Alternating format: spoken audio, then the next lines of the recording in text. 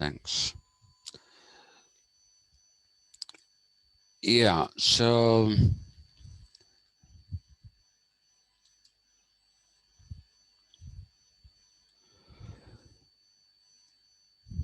we are, we were talking about Johann Gottfried Herder. Yesterday I had put the faun in brackets because it was only in 1802 that he was made faun, which is some kind of a title of a lordship in German. And today I thought I might as well write faun, though I don't like writing these titles. Uh, I had told you that he was associated with the German Enlightenment, and I had clarified when a question was asked as to how an enlightenment can be pessimistic. I told you that the basic nature of the German Enlightenment is the realization of the limits of the human being in every which way,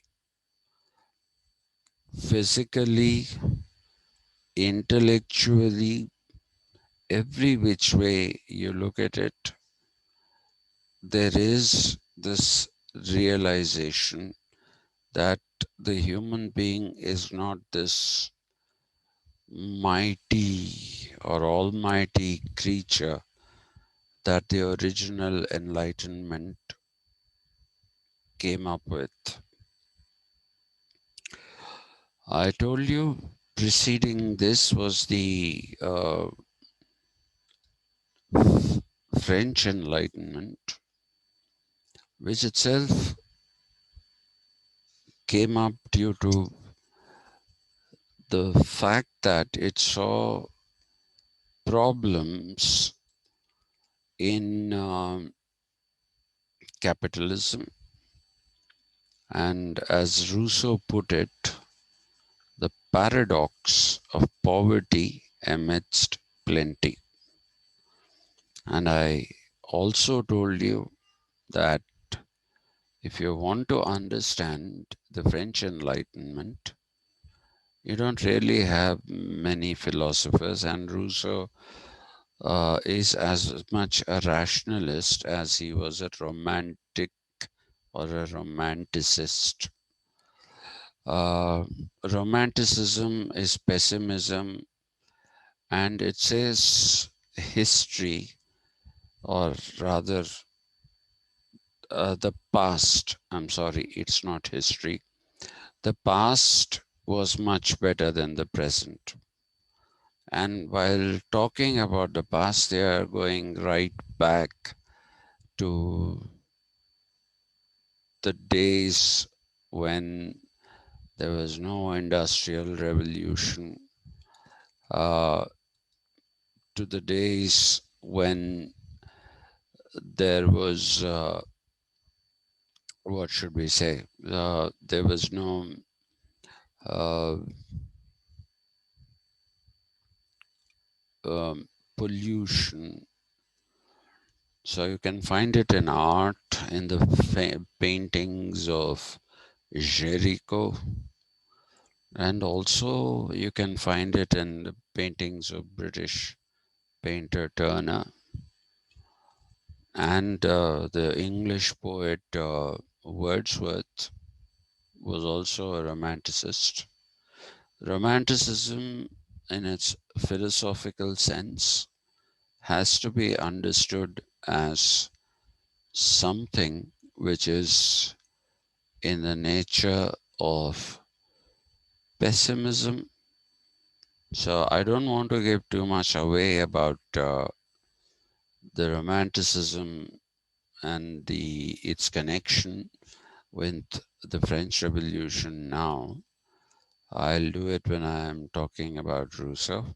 But one thing that I'll tell you is that it portrays man as being helpless in the face of uh, in the face of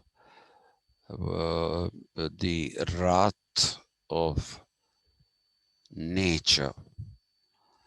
So many painters painted shipwrecks, okay, and people who look like they were struck by terror on their faces. And uh, then some people try to change the idea of what is the aesthetic, and instead of studying beauty, they started studying literally morbidity, death, dead bodies, decomposed bodies. All these bodies were painted, and I'm not going to give away more than that. And even the German Enlightenment, I'm not going to give away too much, except that you must look at the whole idea of the resurgence of Gothic uh, styles of things. And why do I told you, even till today, when we talk about, say, Gothic rock, it's all about black. Okay, it is all about things which are black, things which are dark. The lyrics of the songs are very dark. Okay, they are again morbid lyrics. The music itself is called grunge, and grunge is not a pleasant sound. Uh, and most of the time, the vocals are growled out, not sung out. So, why is it so? If you have to understand that, I'll just give you one clue today. I'll leave it at that. The Goths were at one time very influential tribes. Uh, by the way, have you heard the word vandal? Vandals? Anyone? Vandals.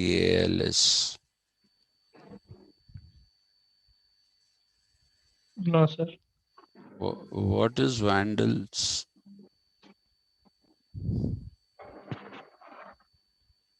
Don't know, Can sir. hmm? Don't know. Mm. Uh, During that 1 million march or whatever, during the separate Telangana movement, the statues of people were lifted out and Is it related to vandalism, sir? Like destroying something? yes, it is related to vandalism. Vandalism comes from vandals. To vandalize is to be destructive, to spoil things. But do you know that vandals were one of the German people? Just as you had gods, you also had another tribe called the Vandals. And all the negative, if you want, I'll do another class on that, uh, because it's very interesting, that whole bit of history. All of them actually came to be associated with uh, all kinds of negative things, primarily by the Romans. Okay, so about the Roman Empire itself, there is a big division of opinion. One opinion is that, which is espoused by people like Gibbons and Barrow, uh, who talk about uh, how the Roman Empire was a great thing and a fantastic thing. And there is an alternative view which says that the Roman Empire, I think did I speak to you? No, I don't think so. But I will be speaking to you that it was considered to be a universal pragmatic civilization. It brought a lot of territory under its control, but it just couldn't unite people. And it insulted the people that it conquered.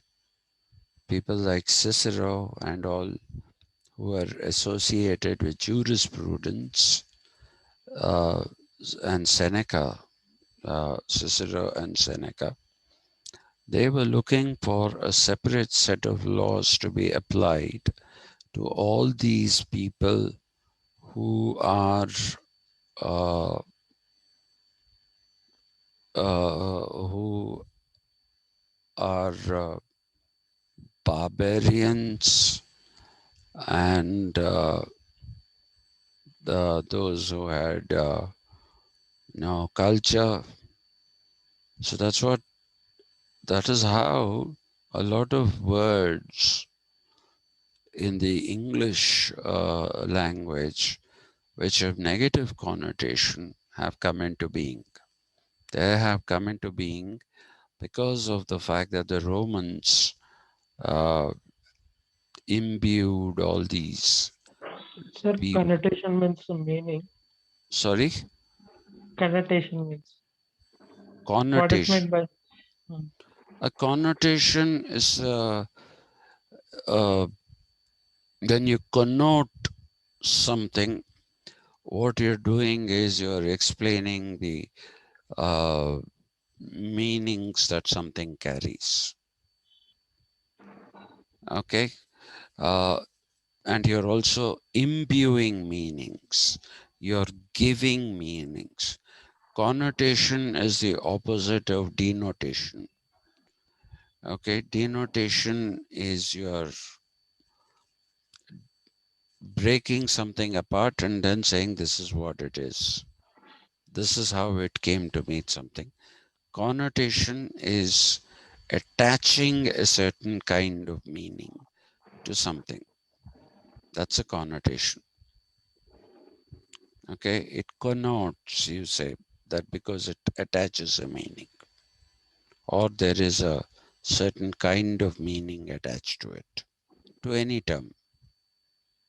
The word, let us say, if you take most of, since I was talking about how words in English uh, have gained negative meanings or negative connotations, because Vandals was a tribe. So why should today, when you call somebody a vandal or you call people, a group of people, vandals, you're talking about antisocial elements. So that is the imbuing of a meaning. That is a connotation. right? Are you satisfied with that explanation? Yes, sir. Thank you. So, that is, and in fact, if you look at what we call galis need not be the bad ones, okay, not the ones that can't be talked about. Even in Indian languages, there are the way in which you address people. We don't know this now, but at one time there were people who were called those things and they were looked down upon. They were looked down upon so badly that people used that particular groupings designation in order to call somebody a name negatively. So I don't want to go into that because those groupings are still alive, and I don't want to mention that while on a recorded thing. But if you're interested, one day I can get you an entire list of things, a list of you know negative references that people make, uh, which are uh, actually derived from the names of groupings. Names of groupings. It's derived from those. Like in Hyderabad, I'll just use one, and I won't tell you on who it was originally used. There is a particular derogatory phrase which says dhed dimak. Most people think dhed dimak means 1.5. Dhed is 1.5, right? So dhed dimak is 1.5 dimak. It's not that. Dhed refers to a set of people. I won't tell you who they are. And they were obviously looked down upon. So the in Indian languages, especially in Urdu and Dakkani, uh, you find that this particular word, der dimak, is used quite frequently. And we don't even know that it is an insult to a particular grouping of people. So, attaching of those connotations or imbuing of meanings is a process that is done deliberately in the sense that because of your prejudices against a certain group of people. And that is precisely the reason why uh, the Roman Empire, some people say it's a good thing it collapsed. People see a lot of positive things happening in the collapse of the Roman Empire. And the Germans have always been at the receiving end of, what should I say, receiving end of insults of different kinds, especially by the French and also by the English, despite the fact that the English went from Germany, from the Saxony region. The Angler tribe was a German tribe. It spoke a certain dialect of German. It didn't speak the formal German. And that is the German that is the biggest part of the English language. In fact, English itself, I think I must have told you, people believe began as English, the language spoken by the Angla. And funnily, I keep telling this, Telugu is a language where we call this Angla Bhasha. Okay, and Jesus was not Jesus, he was Yesu. It's in Telugu that you call him Yesu. Jesus, Jesus, all these are, what should I say? Uh, they are perversions of the original name, which is Yesu. So it is in Telugu that people say Yesu, even today. That's really funny. Not in the hilarious sense. It's funny that Telugu, of all languages, uses Angla. The Americans pronounce them as angles. Okay, it's a terrible pronunciation. They're not some angles. It's Angla. Angla became Anglish, became English, and finally became English. Anyway, so much for that. So the German Enlightenment is something which draws very deeply into its own past. It doesn't draw deeply, it doesn't draw only from, what should I say? It doesn't draw only from its experiences of, say, 100 or 150 years, which is what the French Enlightenment is. The French Enlightenment, maximum it is 100 years. It takes the preceding 100 years and looks at history in a pessimistic manner. The German Enlightenment, on the other hand, goes all the way up to the Roman Empire.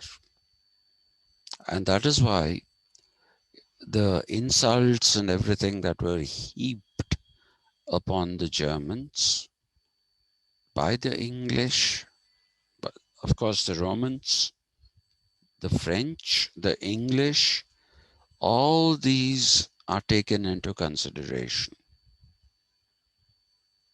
They are taken into consideration. And that enlightenment is also, there are two components to it. The first component is the realization that it has been looked down upon.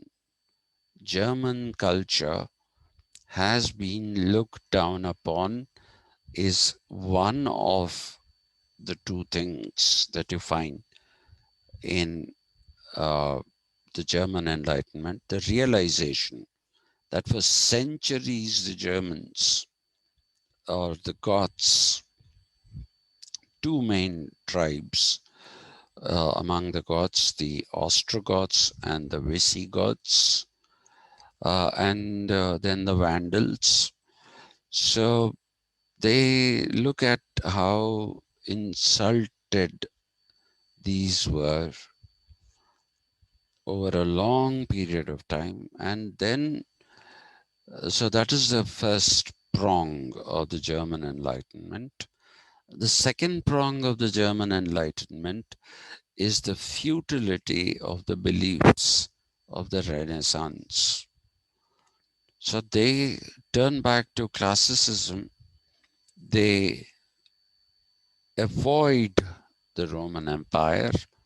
They go right back to Greece because the Greeks didn't have any issues of any kind with the with the Germans, and I mean those tribes that ultimately came to be called Germans. So they will go back to that. The same is the case with Italians. Despite the Roman Empire being located in Italy, they prefer the Greeks to the Romans. Anyway, but let's not get sidetracked again. The second prong of the Enlightenment is the current situation, or the then current situation, which told them that modern rationality and its ability to, because the German way of thinking is very, very penetrating. It's a very penetrative form of thinking. It's deep. It's very, very deep. They don't accept anything without very deep examination. And through this deep examination, the realization of the falseness of the beliefs of the original Enlightenment, and to a certain extent, even the French Enlightenment, though some people were inspired even by the French Enlightenment, especially in architecture. So you will find that the second prong is this attempt being made to have a German world view, which is they were trying, instead of relying upon the knowledges of other civilizations, or not other civilizations, I'm sorry, of other time periods, and except classical antiquity, uh, they didn't want to rely on the Renaissance. They didn't want to rely, despite a German having initiated Protestantism, they didn't want to rely on Christianity. Very few of them actually wanted to be uh, reliant on Christianity.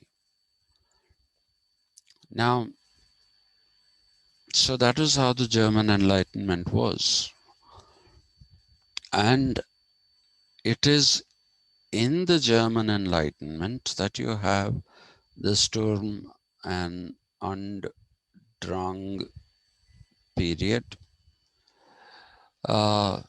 This particular period, I told you, is something that represents, I gave you the two translations, storm and drive and storm and stress, but I was giving you the notion of expressivism that came from the French Enlightenment into Germany.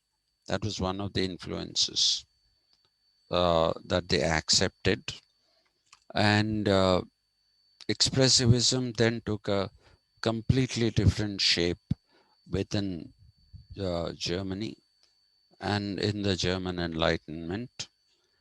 And with that, you have the Sturm and Drang period, which is storm and drive. Some people, I told you yesterday, translate it as storm and stress. No, that is not the correct translation. The correct translation is storm and drive. and it is associated with expressivism, which I will do with you when I do Hegel. I don't want to do it now. And this is this thing of intellectual turmoil, social turmoil. So it's a period of turmoil. It's a complete period of turmoil. And this particular period, Sturm und Drang, was something that was seen in a very, very positive light by Friedrich Nietzsche. Nietzsche believed that, you know, the attempt at a pan-Germanism, okay, a pan-Germanism is the attempt to unify Germany into a nation state. Okay, it didn't happen for a long time. It ultimately took a person who was called the Iron Man, Bismarck, to unify Germany. So he called this uh, attempt at pan-Germanism,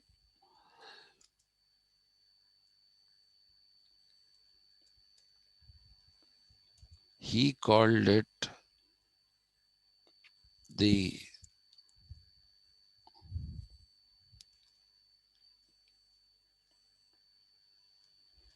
Apollonian, okay, because for the Greeks and for the Romans,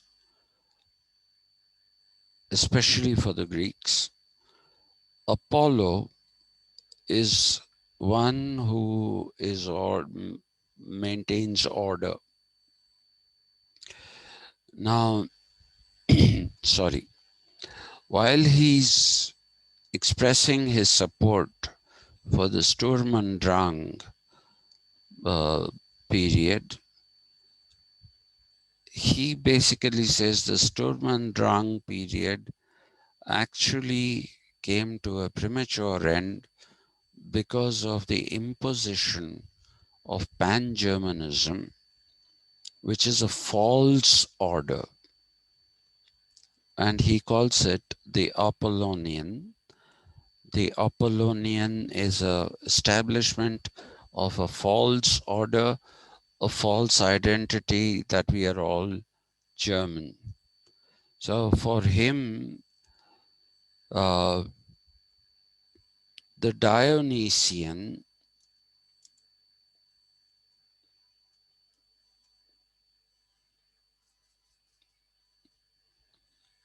Dionysius is, like I told you once before or several times before, Dionysius is associated with his followers roaming the jungles in the night, being drunk, trying to find out the truth. So in this, Nietzsche saw the ontological,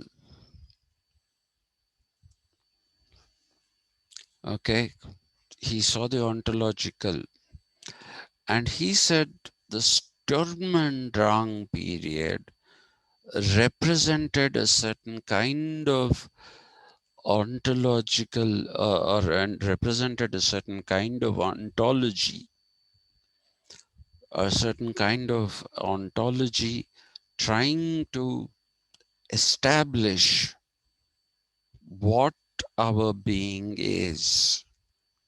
Being as written with capital B, and it means the state in which we are. And it is the people I mentioned yesterday who are associated with the Sturm und Drang are Johann Goethe, the poet, and not Johann, what am I saying? Wolfgang Goethe. Okay, WOLF. Let me write it down here. Wolfgang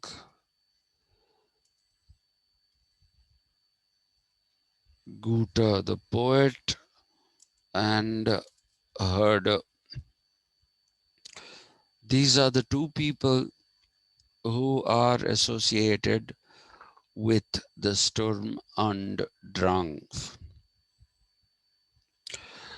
Now, there are different phases in Herder's life.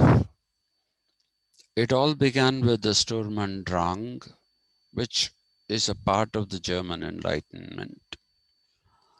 And at that time, Herder was willing to experiment with new categories of thinking. And I told you that the difference between the French Enlightenment and the German Enlightenment is that the German Enlightenment has a strong literary and philosophical angle to it. And Herder is one of the earliest people in the German Enlightenment, and therefore you associate Sturm und Drang with him.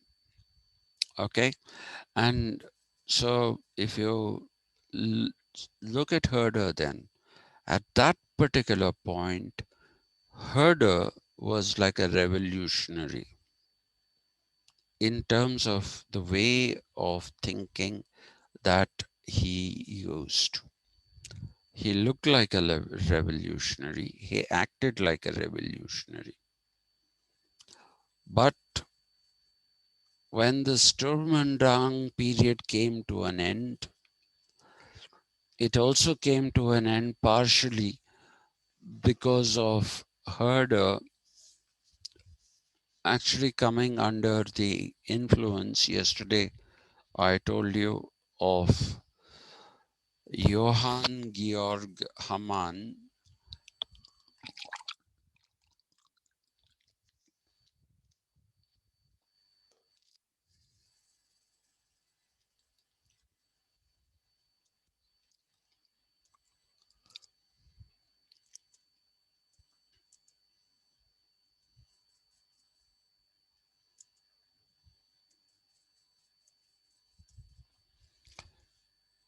Uh,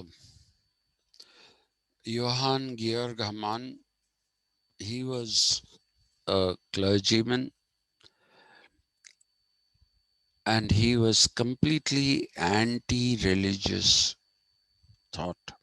When I say not anti-religious, non-religious exploration of the world, because he believed that there had to be a systematized exploration of the world in order to understand it. The tenets that are there in the world are the ones that should be understood very clearly in order to uh, have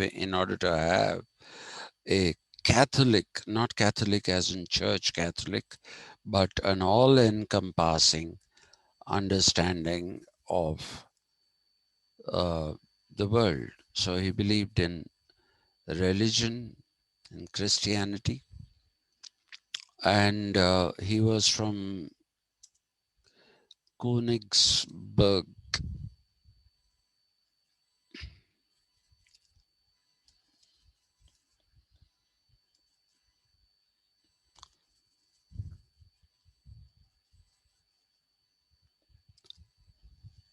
Okay, the O has two dots, so that's why it's Königs, not Königs. Königsberg. He was from there, and he was anti-secularism, anti-secular reason, And he was going back in a way to medievalism, which believed that human reason is something that is the tool of the devil. So Herder came under the influence of this particular person, and he himself became a clergyman. He became a priest. He studied and became a priest. And that is why Nietzsche actually says Herder in this phase, when he became a clergyman, uh, he was somebody, he said, who basically did great disservice to the German society by withdrawing from the Sturm und Drang period. From that, the thoughtscape, that's the word you should use, the thoughtscape of Sturm und Drang. He withdrew from that and joined the, as far as Nietzsche is concerned, the worst form of the establishment, which is Christian establishment. So he has some very, very vitriolic words for Herder. Very vitriolic words for Herder. And you therefore see that Herder in this particular period came under a cloud. Then came the next phase of his life, where he accidentally came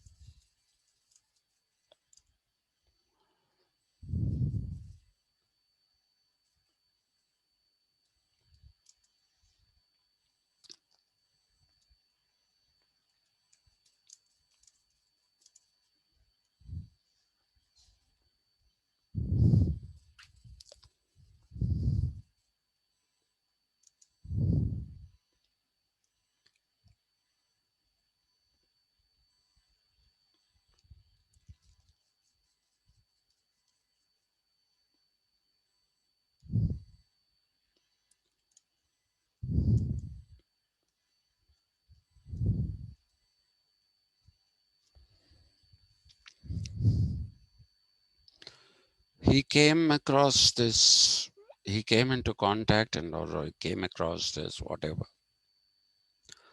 a German translation of Shakuntalam.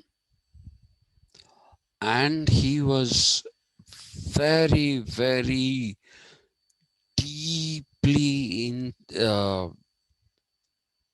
what should I say, deeply inspired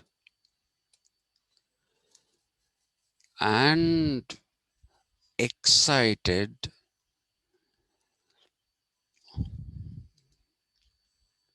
Jesus.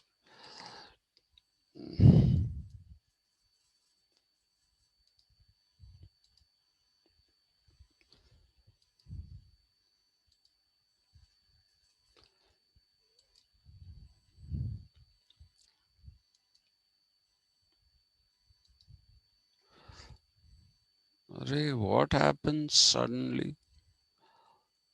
Yeah. He was deeply inspired and excited by ancient Indian mysticism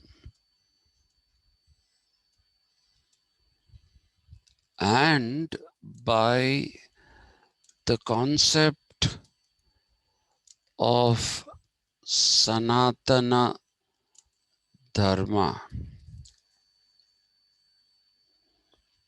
He was very deeply inspired. Okay, so quite a few people say that if you have to lay the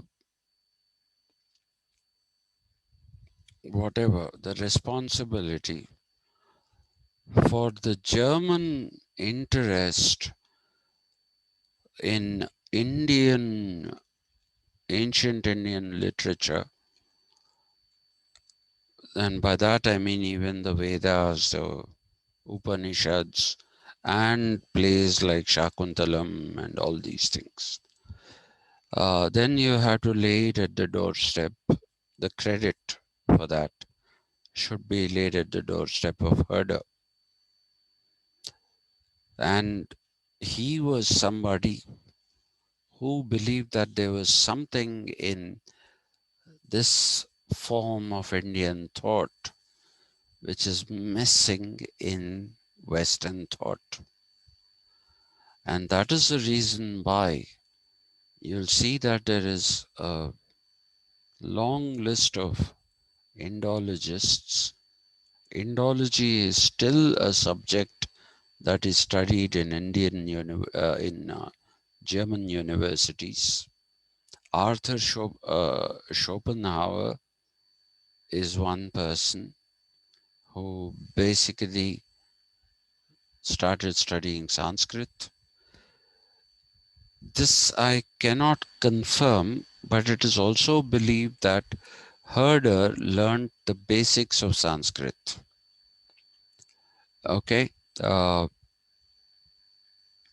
can't basically confirm this, but what I can definitely confirm is that he wrote a certain kind of what should I say, introduction or a preface. Okay, he wrote some kind of an introduction or a preface to Shakuntalam, and he also wrote a number of essays about ancient India, its literature. When I mean its literature, again, it is something that includes everything. Okay, he wrote essays on ancient Indian culture and in ancient Indian literature. He wrote essays on those. And there he does show smatterings of understanding some aspects of Sanskrit, whether that is just that, a smattering of understanding, or whether he did actually acquire some kind of understanding is a big question. Okay, and he wrote an essay on Shakuntalam, apart from writing a preface to the German translation. He wrote, what should I say? He wrote an essay itself praising Shakuntalam and on Shakuntalam, praising its theme, its verse, and he ends with a lamentation where he says, if only I could have read this, if it is so beautiful in German. How beautiful must it have been in Sanskrit? Okay, so that's what he did, and he wrote a preface, like I told you. Now, how many of you understand what a preface is? Mundu Mata. No, not really. A preface, if you literally translate it, then it is before the face. Preface. It is a description which precedes the face. Okay. I am going to leave this to you. Hegel wrote a very, very profound piece on what a preface is. Okay, he wrote a very profound piece, and this has been taken up by Gayatri Chakravarti Spivak, uh, who's a, what should I say, who's a translator of the works of Jacques Derrida from French into English. She's a post-structuralist, and she wrote a brilliant preface to the book of grammatology by Derrida. She wrote a great preface for that, and she wrote a preface, and I think this is really the most interesting thing she did. She wrote a preface for the preface for the essay on preface by Hegel. She wrote a preface for the essay on a preface by Hegel. So a preface is not so simple, actually.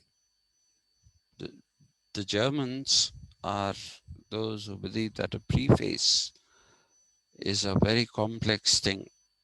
So if you're interested, you tell me, and I'll do that during the evening classes, because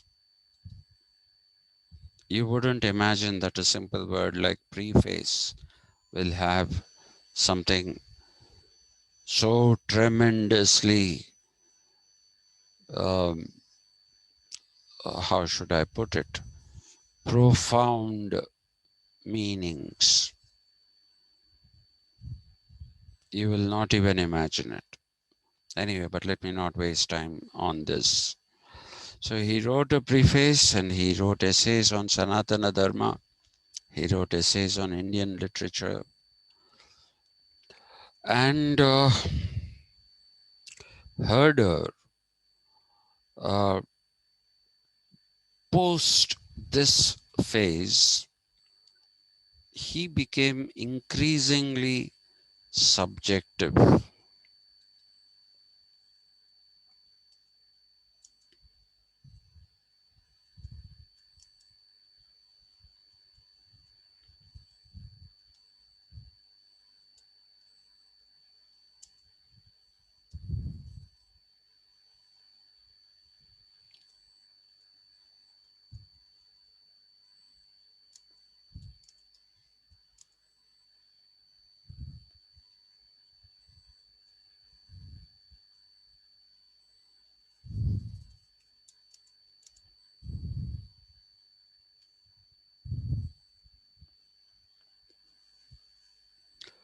He by now had more or less given up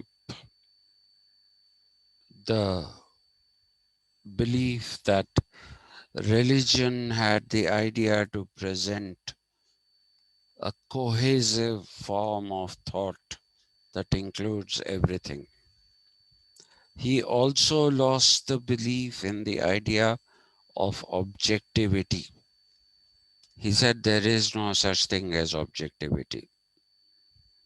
Okay, which is what you find the positivists, and that is why I have included Herder in our discussion to the transition to the hermeneutics.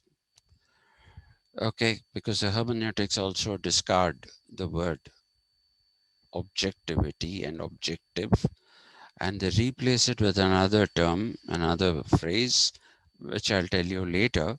I'm not going to go into it now. Uh, but this is a decisive moment when he turned increasingly subjective.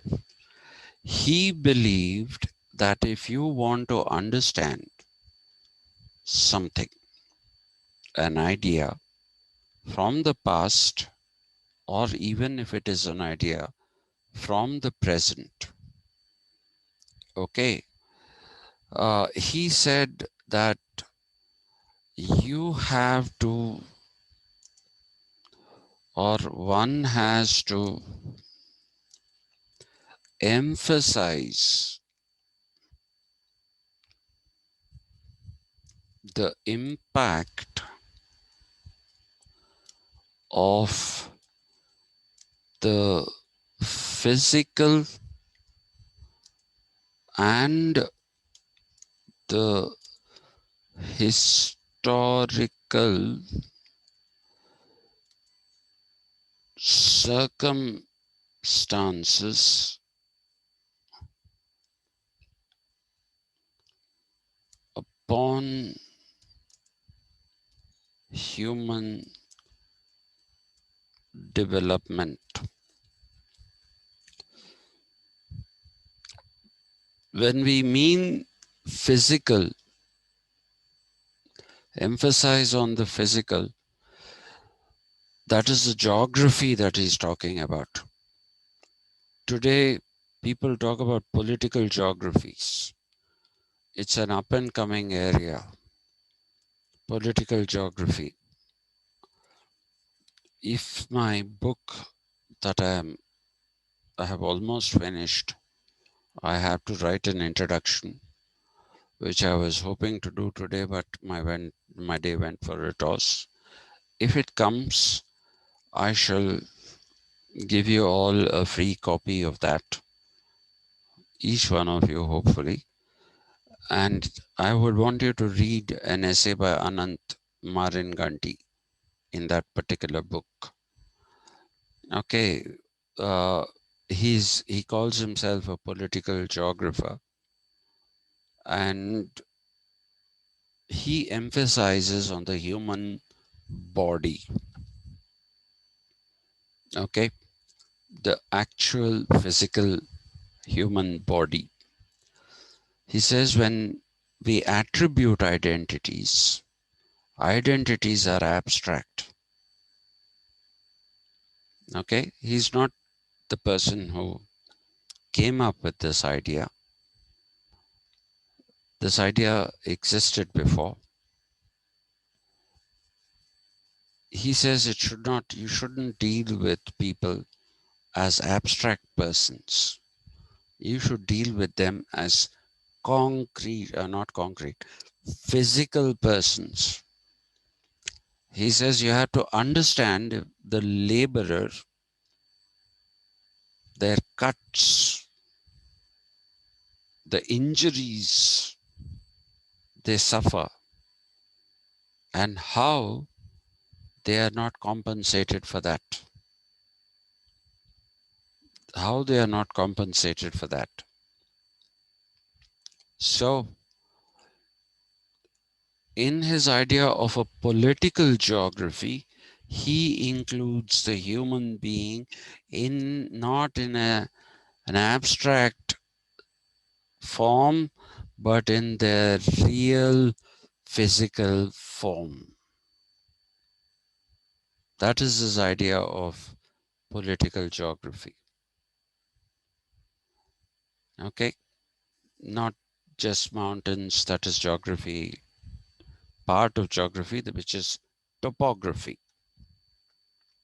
Geography is something that does tend to talk about people, but it is in the abstract sense. But he says it has to be in the uh, physical sense, and that idea first came from Herder. It came from Herder. He said everybody, every single human being carries with him the physical scars, the physical scars, the mental scars that their physical circumstances, which means the geography in which they live, the geographies in which they live, those geographies, and that's what he means by the physical, and the historical circumstances, because nobody is independent of history. This is again why I included Herder.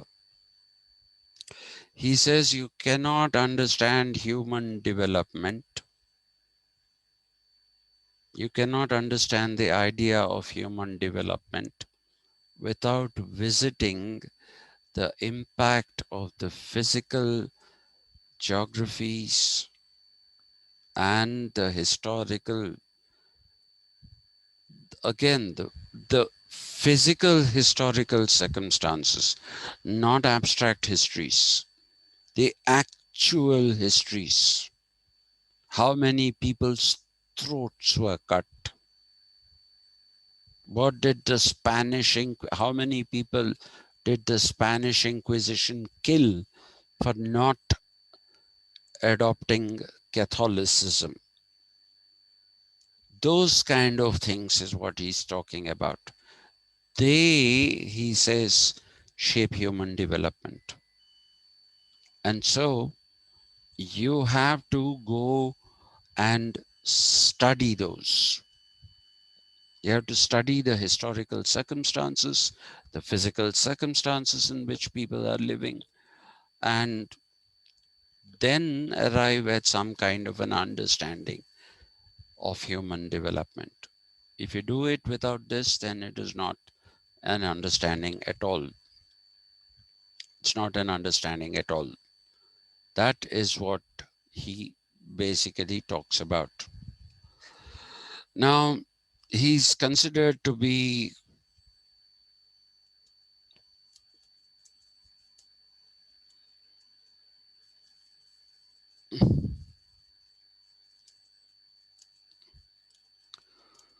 one of the earliest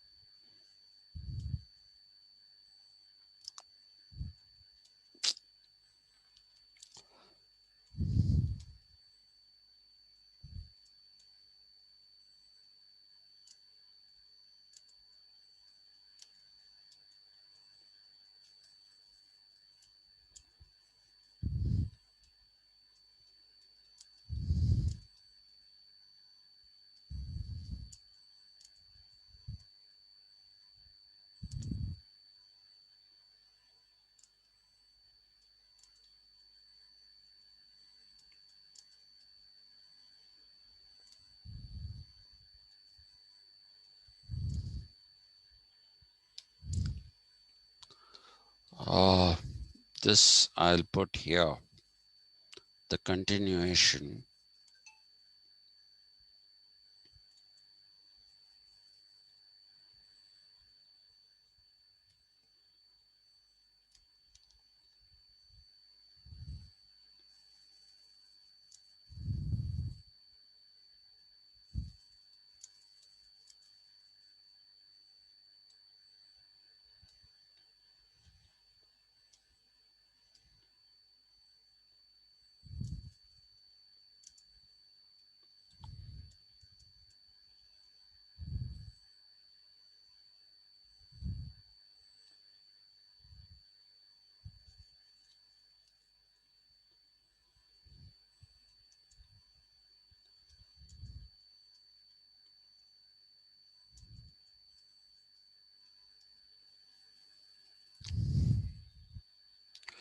So he says if you want to study an idea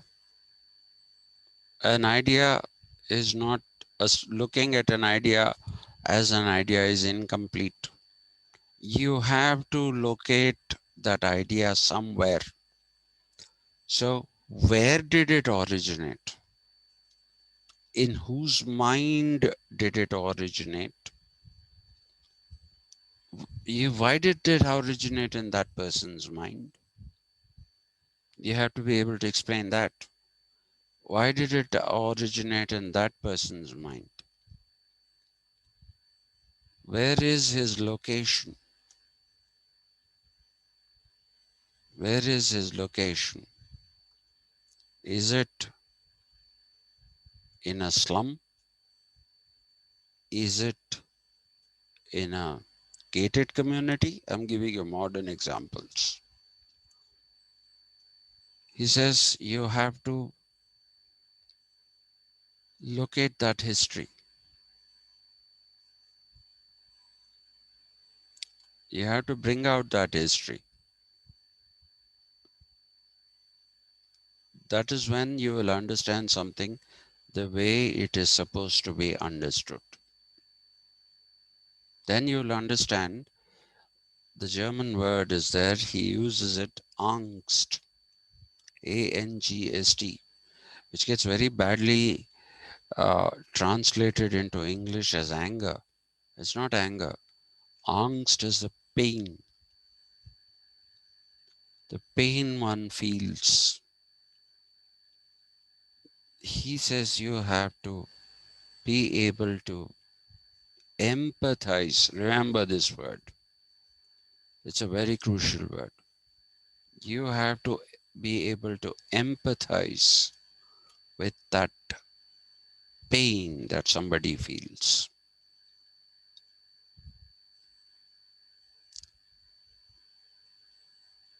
That is what he means when he says you have to study the history of an idea. There are two ways in which you can study the history of an idea. If you say, look at democracy as an idea, okay, the Greeks didn't like it. The Greeks thought it was mobocracy. Then the word disappeared, and when uh, Locke came into being, Locke basically talked about democracy. So that's one way of understanding, and re-imbued it. Locke re-imbued it with a completely different meaning. And by the time it comes to us in the 20th century, it has a completely different meaning. So that's one way of doing history of ideas. But another way of doing history of ideas is this. Even there you're talking about a context, but all that is in an abstract sense. When capitalism rose in England is, okay, it is talking about capitalism, it is talking about England. And it is talking about the mind of John Locke, who was a defender of property. Okay, fine. But that doesn't tell you the angst. For Herder, that was a very important thing. That was the important thing. The pain that somebody feels, understanding that. So for him, history is supposed to be that. It is really supposed to be that. So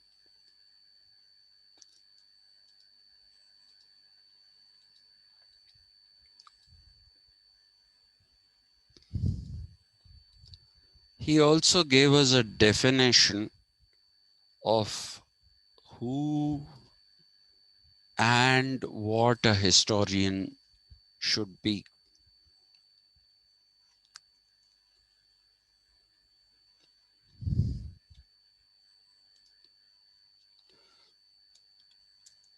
he believed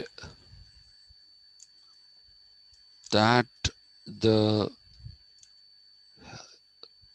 historian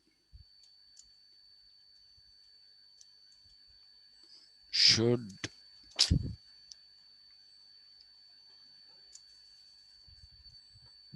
be a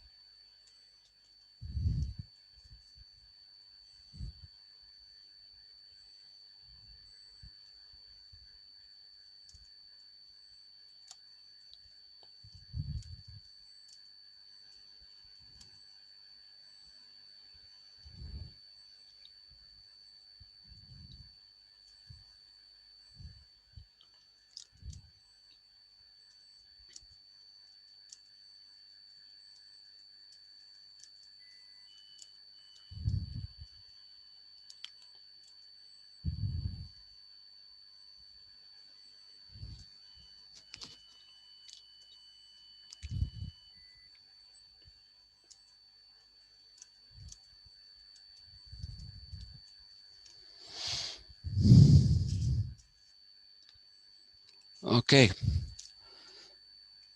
So this is an amazing definition of a historian. Did you understand it?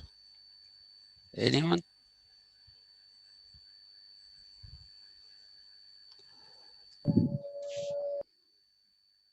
This is what you have to remember when we do Dilthai,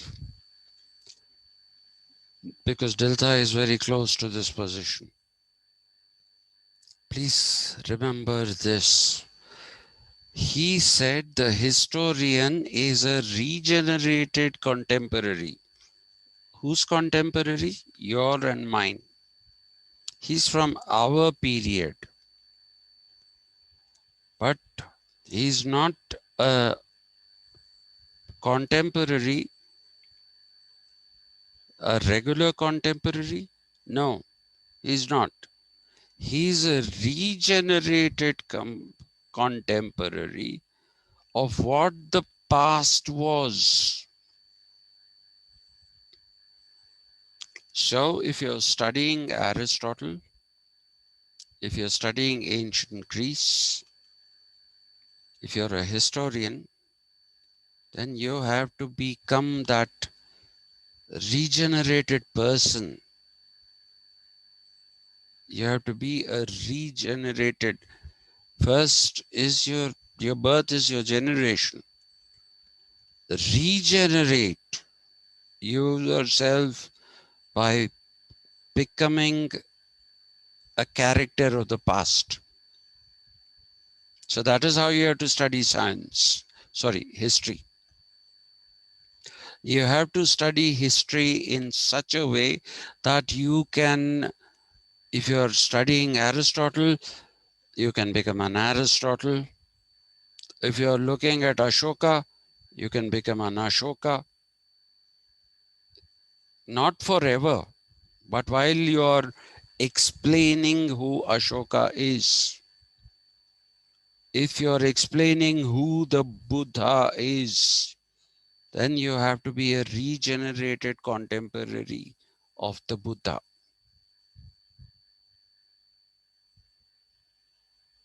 When talking about Buddha, when talking about Ashoka, and he says history is a science because it is history that lays down the rules of how to understand the past. How do you understand the past? That is what Herder is talking about. So the historian is not a storyteller. A historian is that regenerated person. He becomes the past. He doesn't document the past. The historian is the past in the present. The region, he is the past form in the present period. Past form in the present period is what the historian is. And in order to become that, you'll have to know how to do it.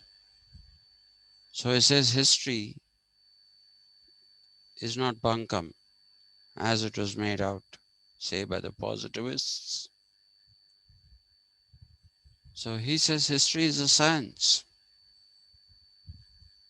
that has to be mastered in order to be a good historian. And history is very much necessary because he does talk about vaguely about how certain things uh, in the past can get repeated again. Though he's not talking about a cyclical notion of history. Anyway, let me complete him today. So we're coming to the last ideas. I don't want to take this for another day. He was also probably the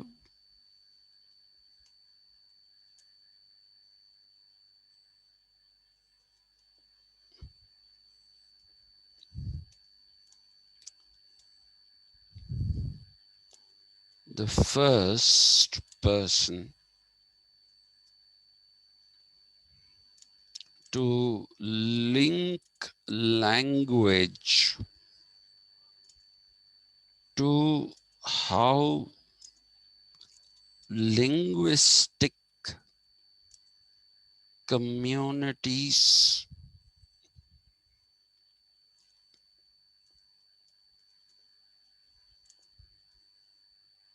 are generated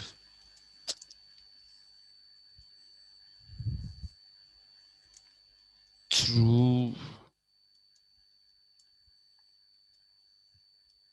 shared meanings of words.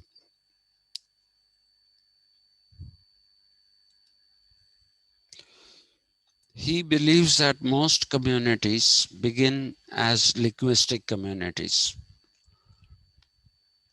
Okay, and he's probably very right in saying so. Okay, and why is he saying that the first kind of community, a grouping, a social grouping, is a linguistic grouping? That is because of how linguistic communities come into being by using the same language. So when you use the same language, what are you doing? You are understanding each other through shared meanings of words. Okay, if you don't have shared meanings of words, then we don't understand each other. If you understand storm as something, if you understand storm, or if you understand intellect as, let's say, something that has to do with the brain, and somebody says intellect is something that has nothing to do with the brain, if he believes that, not says, then you can't talk to each other because you use the word intellect, I use the word intellect, but what you think of intellect is one thing, and what I think of intellect is another thing. So that form of communication will be like I gave you this example before. If you ask me, how are you? And I respond by telling you the sky is blue, is that communication? No. And remember, communication is shares the root with community. Communication shares its root with community. So communities are generated linguistically. The most primary form of a community is a linguistic community. And that happens through shared meaning of words. This is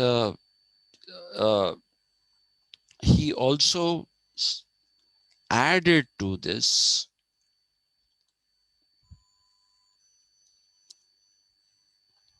by saying that what happened?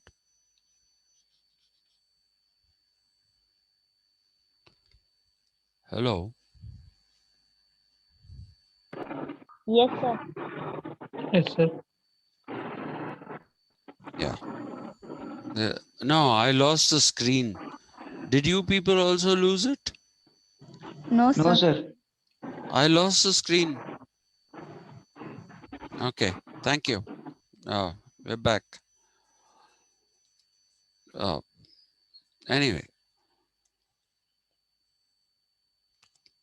Herder very famously said,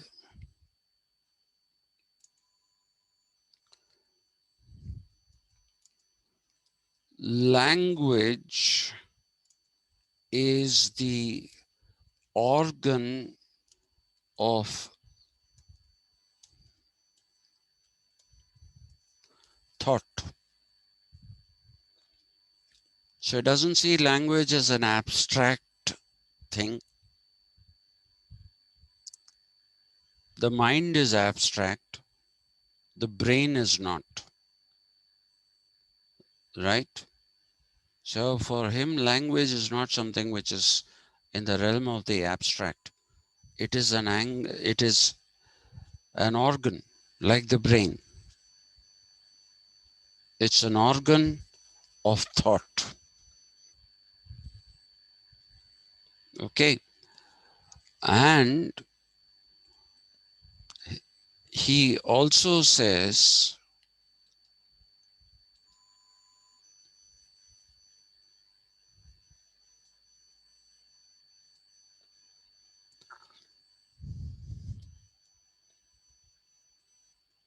understanding the origin of language is a problem of not of, which is synchronic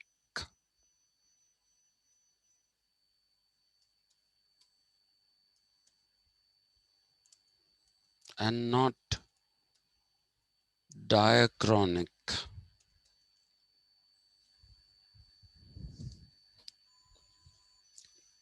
Terrible sentence. I wish I didn't have to do this.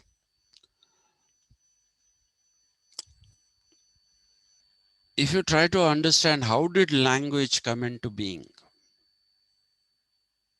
okay, he says it's not a problem that is diachronic. Chronic, please remember, is derived not out of the medical parlance of chronic, that is also derived out of the same thing, which is time. Okay, so you say, I have a chronic back problem. I do. And it's killing me right now. I want to finish this. And if you say chronic, then you're following a chronology. So if you say something is diachronic, then it is like a tunnel, narrow and deep. That's a diachronic vision. Okay, so understanding the origin of language is not really a diachronic problem. It's not a problem which is deep. It is not a problem that cuts through time, because when you're going deep, then you're going through several time periods. He says that is not at all the problem. The problem is synchronic. Synchronic is shallow and wide. The depth for him is not a problem because you can trace your path back as a regenerated contemporary. You can trace your path back. You can understand how people had shared meanings at one time. But if you want to understand the origins, for example, now the Americans are changing the English language completely. I don't want to go into the examples of that. Okay, they're changing the meanings of terms, they're changing the syntax.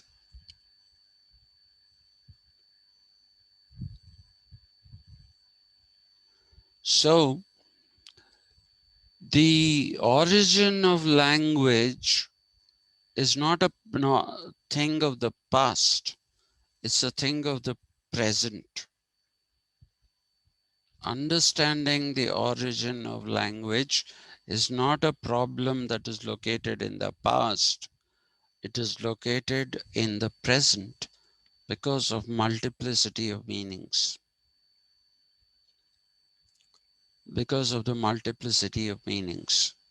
This idea has been adopted by the British analytical school, and they tell you that every time you use a word contextually, you have to also tell by you saying that I'm talking about a certain word, I don't mean this, but I mean something else, whatever that something else may be. So they believe that any word which can cause a problem of understanding should be clarified.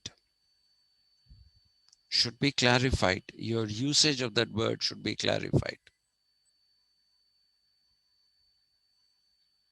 So the British Analytical School believes in this, that the problem of the origin of language is synchronic. It is always contemporary. It is always pertaining to the present. And therefore it is not tunnel, it's not narrow, it's not deep, it's shallow, it's right in front of you, but it's wide. It's wide. That is the problem. So he says understanding of the origin of language should be seen as a synchronic problem, not as a diachronic problem. Now, he became an inspiration for linguistic philosophers like Ferdinand de Saussure, about whom I talked to you, structuralists, as they are called, and also Noam Chomsky in his early days When he wasn't dabbling in politics as he's doing now, now he's a political thinker, maybe even a philosopher. I don't know if I can apply philosopher to Chomsky. Linguistic philosopher he was. So in those days, Chomsky did talk a great deal about Herder, and the whole thought that he put out, Chomsky put out this idea that the primary form of language is thought. That came from the Herder statement, which says language is the organ of thought. So that was flipped by Chomsky. Chomsky said it is the primary form of thought. Language, sorry. Thought is the primary form of language. Not the other way around as it is in Herder, where language is the organ of thought. But if you deeply examine them, they both mean the same. If it is an organ of thought, then it is coterminous with thought. There can be no language without thought,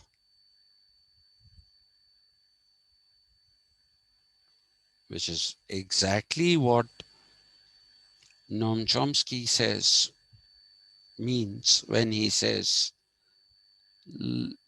language, the most primary form of language is thought.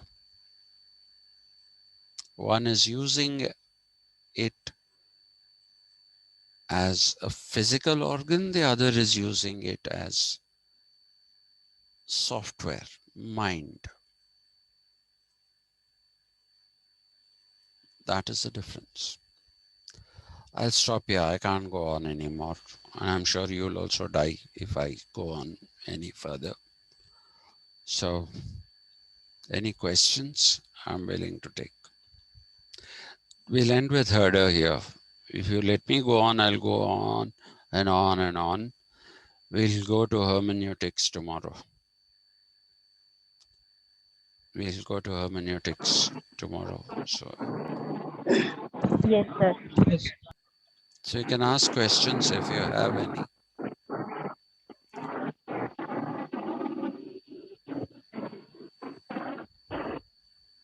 Any questions? No questions? Okay. All right then. I shall see you tomorrow. I have another meeting now. Whew. So thank you very much. See you tomorrow. Thank you. Yes, Okay. sir. Thank you. Take care. Thank you. See you tomorrow.